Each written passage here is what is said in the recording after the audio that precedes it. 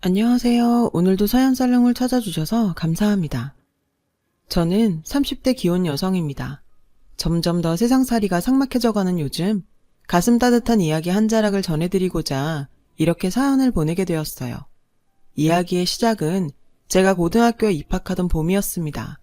당시 저는 방송 관련 사업을 하고 계시던 부모님의 영향을 받아 방송 PD의 꿈을 키워나가던 소녀였어요. 부모님 사업이 승승장구하던 시절이라 저는 부족함 없이 잘할 수 있었고 외동딸임에도 외로움을 느껴본 적 없을 만큼 많은 사랑을 받으며 자랐어요. 그러던 어느 날이었어요. 운동장에서 체육 수업을 하고 있는데 담임선생님께서 경황이 없는 얼굴로 달려오셨죠. 조퇴증 끊어왔으니까 들어가서 가방 챙겨 얼른. 마음 단단히 먹어야 돼. 담임선생님 말에 따라 저는 학교를 나섰고 그 뒤로는 기억이 잘 나지 않습니다. 기억이 잘려나간 필름처럼 드문드문 떠오를 뿐이거든요. 또렷하지 않지만 학교를 나선 저는 경찰 아저씨와 시신 안치소로 갔어요. 그리고 그곳에서 신원 확인을 위해 부모님의 시신을 확인하다가 기절을 하고 말았죠. 다음 기억은 장례식장에서 상주로서 누군지도 모르는 손님들의 조문을 받았던 모습이고요. 부모님을 락골당해 모신 기억도 나요. 교통사고라고 했어요. 지방 촬영 현장에 출장을 다녀오시던 부모님이 만취 상태로 역주행을 하던 차량과 충돌했다고 들었습니다. 그렇게 부모님은 마지막 인사 한마디 남기지 못하신 채 세상을 떠나셨어요. 갑작스레 부모님을 잃은 저는 한동안 친척집을 전전해야 했어요. 제 부모님 재산을 서로 차지하려 싸우는 모습들도 그저 지켜봐야만 했죠. 돈은 귀신같이 찾아서 빼가더니 정작 저를 데려다 키우려는 사람은 없더군요. 친가 쪽 사정들이 다들 좋지 않아서 다들 한 푼이라도 더 차지하려고 혈안이 되었더랬죠. 형제의 죽음에는 아랑곳 않고 말이죠. 내 새끼도 대출받아 대학 보내는 판에 돈이 썩어나서 쟤를 데려다 키워? 안 키울 거면 유산은 뱉어내시던가요. 저는 여기저기 떠넘겨지다 결국 인연을 끊고 지냈던 큰고모 집에 맡겨졌어요. 저를 본 큰고모의 첫마디는 이랬습니다. 남의 집이다 생각하면서 얌전히 지내. 족하고 나발이고 난 그런 거 모른다. 쥐 죽은 듯 없는 사람처럼 살아. 그게 우리한테 보답하는 길이다. 큰고모 내외가 어색하고 불편했던 저는 차라리 보육시설에 들어가길 원했어요. 타인에게 폐를 끼치며 살면 안 된다는 부모님의 가르침 탓이었죠. 하지만 현실을 알고는 포기하게 됐어요. 고등학생을 받아주겠다는 보육시설은 대한민국 어디에도 없었거든요. 결국 저는 자포자기하는 심정으로 큰고모 집에서 살 수밖에 없었어요. 그 외에는 방법이 없었으니까요. 부모님이 남겨주신 유산은 친가 쪽 사람들이 달려들어 모조리 뜯어갔고 큰고모 내외는 저를 맡아주는 조건으로 부모님이 운영했던 방송 관련 사업에 경영권을 승계하게 됐다고 들었어요. 지금 생각해보면 사실상 제일 큰 돈을 받은 거였죠. 그렇게 챙기고 저를 데려갔으면 적어도 보살펴주기는 해야 했지만 그분들에게는 처음부터 그럴 생각 자체가 없었어요. 큰고모 내외가 저에게 붙여준 호칭은 부모 없는 것이었어요. 호칭마저 이러니 대접은 오죽했겠어요. 그 시절 저는 없는 존재 취급을 받으면서 살아야 했어요. 그럼에도 꿋꿋하게 이겨냈어요. 꼭 원하는 대학에 합격해서 지옥 같은 집에서 벗어나고 성공한 방송 PD가 되어서 보란듯이 복수를 하리라. 이를 바득바득 갈며 공부했거든요. 그 결과 남들이 다 부러워하는 대학교 신문방송학과에 합격할 수 있었습니다. 그것도 4년 전액 장학금을 받으면서요. 저는 큰고모 내외에게 용돈 한 푼 받지 않고도 학교 생활을 할 수 있었어요. 자취방 월세를 포함한 모든 생활비는 과외와 알바로 해결했고 그러는 와중에도 꿈을 향해 달려나아갔죠. 힘겨운 생활이었지만 제 힘으로 살아갈 수 있었기에 뿌듯한 시간이었어요. 대학교 1학년 때는 태어나 처음으로 남자친구도 사귀게 되었어요. 동아리에서 만난 동급생이었죠. 행동 하나하나에 사랑을 받고 자란 티가 나는 남자였어요. 그 남자의 구김살 없는 모습에 저는 첫눈에 반해 제가 먼저 대시를 했고 그렇게 우리는 사귀게 되었어요. 남자친구는 힘겨운 제 인생의 유일한 오아시스였어요. 하지만 행복한 시간은 거기까지였어요. 남자친구가 군대에 가게 되었거든요. 저는 울어서 팅팅 부은 눈으로 남자친구를 훈련소에 들여보냈어요. 그리고 서울로 오면서 직감했죠. 이 남자와 오래도록 함께하게 될 것 같다고요. 그리고 그날부터 남자친구가 제대하는 그날을 손꼽아 기다리게 되었어요. 시간은 흘러 저는 대학을 졸업했어요. 그즈음 큰고모 내외가 운영해오던 부모님 사업이 부도가 났다는 소식을 들었죠. 고모부는 산더미 같은 빚을 감당할 수 없었던 나머지 도박에 손을 대버렸더라고요. 도박은 늘 그렇듯 더 큰 빚과 파멸을 불러왔고 그 여파는 방송국 공채시험을 준비하던 저한테까지 돌아왔어요. 가증스러운 낯짝으로 나타난 큰고모 내외는 저에게 처음으로 가족이라는 이름을 붙여주며 빚을 함께 갚아줄 것을 요구했어요. 처음엔 당연히 거절을 했죠. 제발 저 좀 그만 괴롭히세요. 저랑은 상관없는 돈이잖아요. 너 입히고 먹인 돈은 땅에서 솟았다던? 그 돈 저 데려오면서 다 받았잖아요. 그거 다 날려먹고는 무슨 염치로 저한테 이러시는 건데요. 가족끼리 염치는 무슨? 암튼 너도 우리 가족이니 책임도 같이 져야지. 안 그래? 그날 이후 두 분은 저를 스토커 수준으로 쫓아다녔고 필사적으로 피하던 저는 큰고모 내외가 제 주변 사람들한테 접근해서 금전적 피해를 입히자 견디다 못해 강요를 받아들이기로 했어요. 결국 제 이름으로 된 대출이 생겼고 마이너스 통장까지 만들게 되었죠. 그나마 사채빚은 없어서 다행이다 싶을 정도였어요. 제가 과외와 알바를 해서 번 돈까지 모조리 두 사람에게 들어갔어요. 하지만 저의 청춘을 저당 잡혀 빼앗아간 돈이 큰고모부의 도박 자금으로 탕진되었다는 사실을 알게 되었을 때 저는 결국 좌절해버리고 말았습니다. 빚이 모두 없어지면 자유가 다시 돌아오겠거니 했던 희망이 사라진 거죠. 태어나 처음 해보는 좌절이었어요. 그게 참 힘들고 아픈 거더라고요. 저 혼자만 힘들면 모르겠는데 제가 힘들다는 이유로 저도 모르는 사이 주변에 어둠을 뿌리고 있더라고요. 제가 아끼던 사람들을 감정 쓰레기통 취급을 하고 있었고 그렇게 저는 서서히 외톨이가 되어갔어요. 오직 대학교 1학년 때부터 만나왔던 남자친구만이 저의 곁을 지켜주었죠. 하지만 한참 삐뚤어져 있던 저는 구김살 하나 없이 맑은 남자친구가 괜히 밉더라고요. 그래서 늘 못된 말들만 쏟아냈어요. 힘들어본 사람들은 아마 알 거예요. 그때 제가 남자친구에게 했던 말들이 사실은 저에게 하는 화풀이였다는 걸요. 저는 남자친구가 미웠던 게 아니라 제 자신이 미웠던 거예요. 제 어둠이 그를 물들일까봐 겁이 났어요. 남자친구는 잠시 시간을 주겠다며 제 곁을 떠났어요.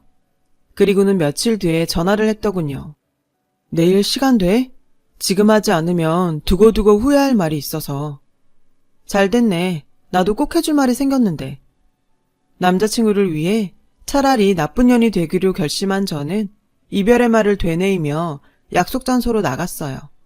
그런데 그곳에는 처음 보는 여사님이 남자친구와 함께 있지 뭐예요. 남자친구의 어머님이더라고요.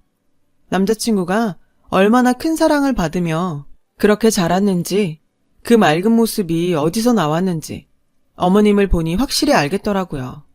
어머님께서는 예기치 못한 첫 만남에 당황한 저에게 사과부터 하셨어요. 도리가 아닌 줄 알지만 사연을 듣고 도저히 가만히 있을 수가 없어서 자리를 마련했어요. 기분 나쁘다면 사과할게요. 얼떨결에 시작된 상견례. 어머님은 저의 손을 꼭 잡아주며 말씀하셨어요. 우리 아들이 부족하겠지만 내가 잘 채워줄 테니 앞으로 우리와 함께하지 않을래요? 가족으로. 말씀은 감사합니다만 제 사정 들어서 알고 계시잖아요. 저와 인생이 엮이기엔 아드님은 너무 아까운 사람입니다. 더 좋은 며느리감 만나셔야죠. 그때 어머님께서 딱 한마디로 저의 마음을 돌려놓으셨습니다. 힘들 때 사람 버리는 거 아니에요. 처음 만났던 날 남자친구에게 이미 반했었고 어머님과의 첫 만남에서 두 번째로 반해버린 저는 감히 결혼을 결심했어요. 하늘이 내려주신 것 같은 두 사람을 놓치기 싫었거든요. 나에게도 행복한 가정이 생길 수 있다는 희망이 부풀었어요. 그런데 결혼이라는 게 돈이 참 많이 들더라고요. 가진 거라곤 빚뿐이고 외톨이 신세라 축의금도 기대할 수 없었던 저에게 결혼을 준비하는 과정 하나하나가 부담이었고 면목 없는 순간들의 연속이었어요. 하지만 부담은 오래가지 않았습니다. 예비 시어머니께서 남자친구 몰래 저를 불려다 앉혀놓고는 큰 금액이 들어있는 통장을 건네며 말씀하셨거든요. 부담 갖지 말고 쓰렴. 제가 이 돈을 어떻게 받아요, 어머님? 어머님 아니고 엄마. 결혼 얘기 꺼내면서 난 이미 널 내 딸로 받아들였단다. 그리고 딸 체면은 엄마가 세워주는 거잖니? 예비 시어머님의 감사한 배려 덕분에 결혼 준비는 잡음 하나 없이 순조롭게 진행되었어요. 결혼식 전날에는 시어머니와 함께 부모님을 모신 낙골당으로 갔어요. 시어머니께서 가자고 하시더라고요. 시어머니께서는 부모님의 영전 앞에 커다란 국화꽃 한 다발을 올려놓고는 어른끼리 할 얘기가 있으시다며 제게 자리를 피해달라고 하셨어요. 어머님 말씀에 자리를 피하기는 했지만 무슨 이야기인지 너무 궁금하더라고요. 그래서 뒤쪽에 몰래 서 있었습니다. 그리고 들었죠. 시어머니께서 제 친부모님께 하시는 약속의 말을요. 저도 한낱 사람인지라 친부모처럼 대해주겠다는 약속까지는 못 드려요. 하지만 제가 두 분을 뵙게 되는 날 사돈내외 앞에 부끄러움 없도록 잘하겠습니다. 시어머니의 말에 목이 메어왔어요. 그날 저는 시어머니를 꼭 껴안고는 아이처럼 엉엉 울었어요. 부모님이 돌아가셨던 날보다 더 많이요. 그렇게 저는 누구보다 행복하고 성대한 결혼식을 올릴 수 있었어요. 시어머니께서는 아무리 엄마 해도 시모는 시모라면서 신혼집에 되도록 방문하지 않으려고 하셨어요. 그래도 상관없었어요. 제가 매일같이 엄마를 찾아뵈었거든요. 엄마 품에서 시간을 보내고 싶어서요. 하루 종일 엄마랑 시시콜콜 수다를 떨며 저를 집어삼켰던 어두운 그림자를 조금씩 지워나갔어요. 덕분에 용기를 낸 저는 지난날 저로 인해 상처를 받았던 주변 사람들을 찾아가 사과를 했어요. 엄마를 닮아가는 저의 모습이 좋아 보였던 덕분일까요? 모두들 저를 이해해 주었고 용서해 주었어요. 우리 부부가 꽃길만 걷길 응원하면서요. 그렇게 저는 잠시 잊었던 꿈이던 방송국 PD가 되기 위한 공부를 다시 시작했어요. 제가 공부를 다시 시작했다는 소식에 엄마는 남편보다 훨씬 기뻐하셨어요. 그런데 세상 참 좁더라고요. 제가 결혼을 잘했다는 소문이 돌고 돌아 큰 고모 내외한테 들어갔던 모양이에요.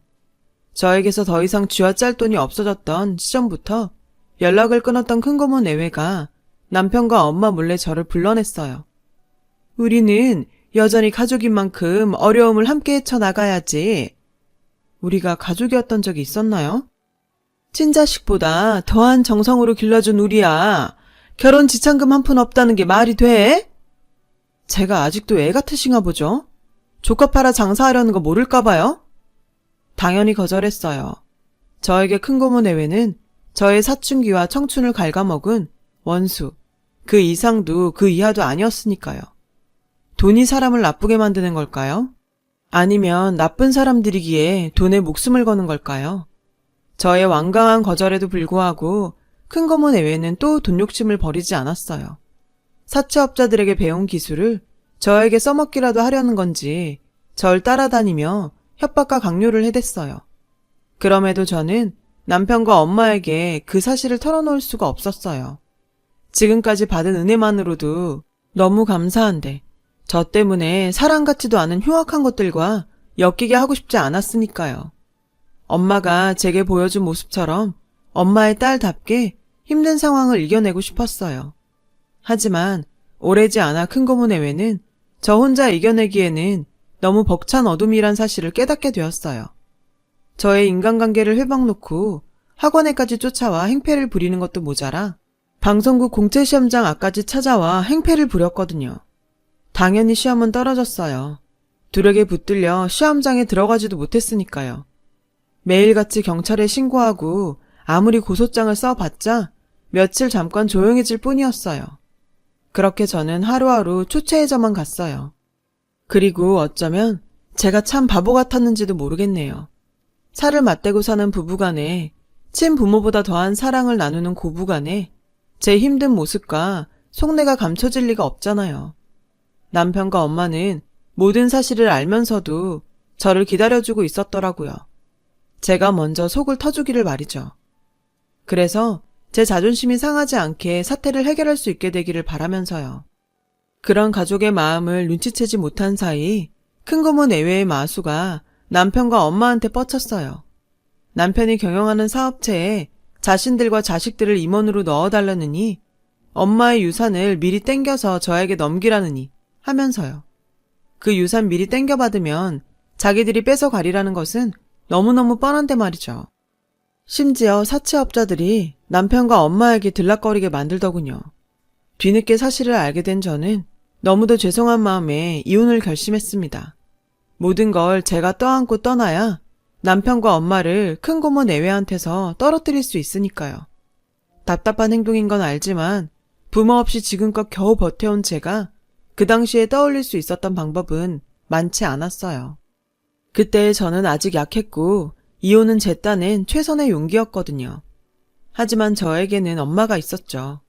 엄마는 저를 놓지 않으셨어요. 이혼을 결심한 제가 마지막 기대를 걸고 큰 고모 내외를 회유하기 위해 만든 자리에 남편과 함께 찾아오셨더라고요. 남편과 엄마의 모습을 본 큰 고모는 제 얼굴에 음식을 부으면서 차마 글로 옮길 수도 없는 욕설들을 퍼부었어요. 엄마 아빠 없는 것이 어디 차리구분 못하고 가족 일에 왜 간 사람을 앉혀? 그때 무언가가 휙 날아들어 큰 고모 내외의 낯짝을 강타했어요. 엄마가 던져버린 서류 뭉치였죠. 제가 상황을 파악하기 무섭게 엄마의 굳은 목소리가 들려왔어요. 늘 기품 있고 자애롭던 엄마가 처음으로 격분한 모습은 심장이 짜릿할 정도로 매서웠어요. 당신들이 지금까지 내 며느리한테 무슨 짓을 저질렀는지 법정에서 한번 떠들어 볼까? 단언컨대 난 우리나라에서 제일 비싸고 제일 승률 높은 로펌에 의뢰할 거예요. 당신들이 저지른 만행들을 제대로 벌받을 수 있게 할 거라고요. 인간으로 태어났으면 인간구실을 해야지. 어떻게 짐승만도 못하게 살아. 하물며 피 한 방울 안 섞인 남한테도 그렇게는 안 할 거야. 가지고 가서 읽어봐. 앞으로 법정에서 다투게 될 일들이니까. 그리고 명심해. 난 선처 같은 건 안 해. 특히나 당신들 같은 짐승들한테는. 엄마가 던진 서류 뭉치는 제 대학 동기들의 진술서였어요. 제가 그동안 얼마나 저 두 인간들에게 고통받고 착취당하며 살았는지가 고스란히 적힌 기록들이었죠. 큰 고모 내외는 잠시 눈치를 살피더니 서류를 집어 읽어내려갔어요. 그 모습을 보며 엄마가 그러셨어요. 부모 잃은 조카를 사랑으로 보다듬어줄 생각은 않고 학대도 모자라 알바 뛰며 번 돈까지 착취를 해?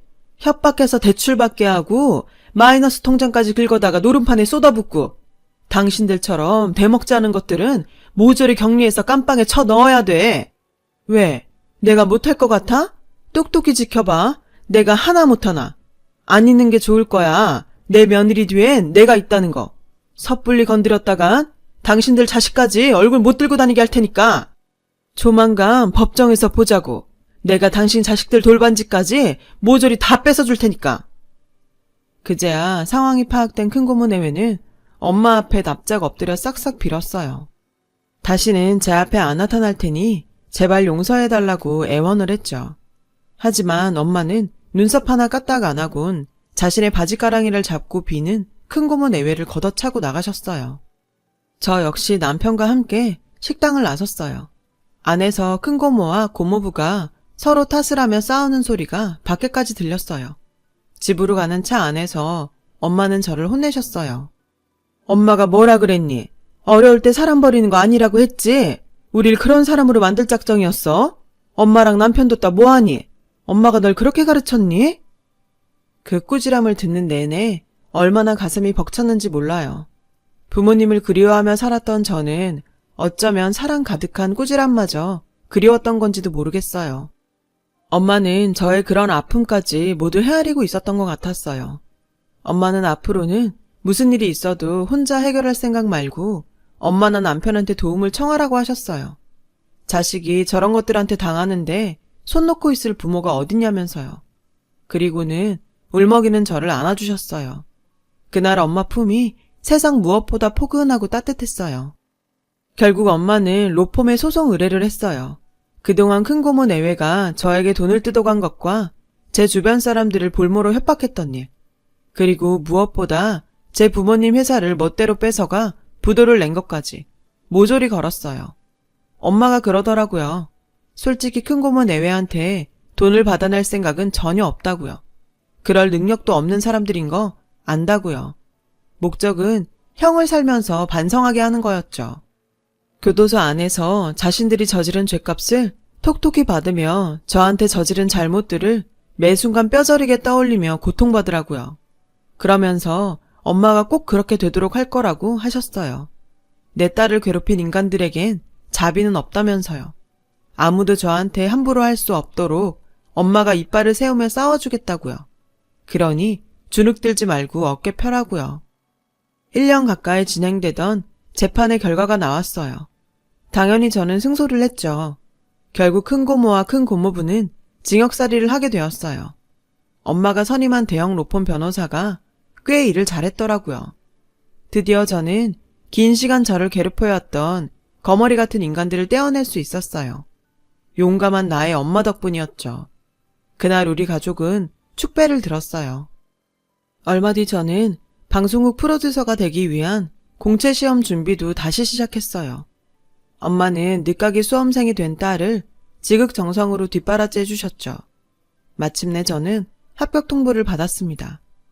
비록 메이저 방송국은 아니지만 그래도 간절히 원하던 방송 PD가 된 거죠.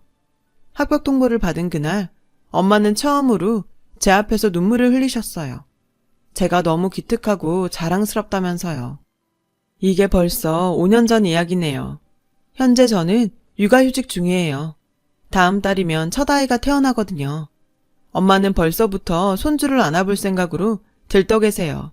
아이를 낳으면 엄마가 봐줄 테니 걱정 말라시면서요. 저는 아무래도 전생에 나라를 수십 개는 구한 모양이에요. 그러지 않고서는 어떻게 이런 엄마를 만날 수 있겠어요. 오늘도 저는 엄마의 사랑을 듬뿍 받으며 태교를 하고 있어요. 우리 엄마처럼 멋지고 아름다운 딸을 낳기를 기도하면서요. 엄마, 다음 생에는 제가 엄마의 엄마로 태어나고 싶어요.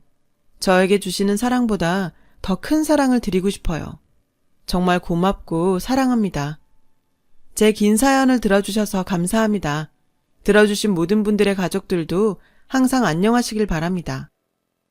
여러분, 사연 댓글에 응원과 현명한 조언 부탁드려요. 좋아요와 구독은 저에게 큰 힘이 됩니다. 오늘도 좋은 일 가득하세요.